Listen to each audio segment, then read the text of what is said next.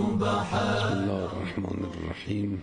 عن ابی عبدالله جعفر بن محمد علیهم السلام قال کان فیما وعظ لقمان ابنه ان قال الله یا بنی اجعل فی ایامک و لیالیک و ساعاتک نصیبا لک فی طلب العلم.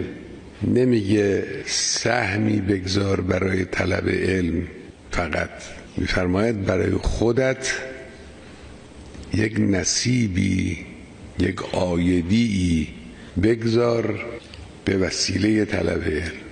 اولا طلب علم را در هیچ وهله‌ای، در هیچ مرحله‌ای از مراحل عمر فراموش نکن. ثانیاً این را یک نصیبی برای خود بدان، یک عایدی برای خود بدان. واقع قضیه هم همینه. اینی که ما به جوانها این همه توصیه میکنیم که کتاب بخونن، هرچه میتوانند بخوانند، چون این معلوماتی که در جوانی گیر انسان میاد اینا میمونه.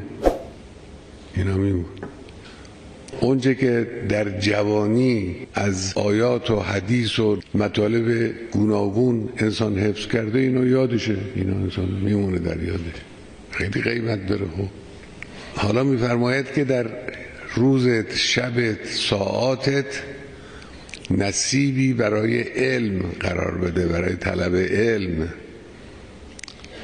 و مطلق هم هست. حالا اینجا علم اگرچه که بهترین علوم الهی است، علوم معارف دینی است، در این شکی نیست، لکن بقیه علوم هم دارای شرافتند به حسب مراتبشون، با اختلاف مراتب.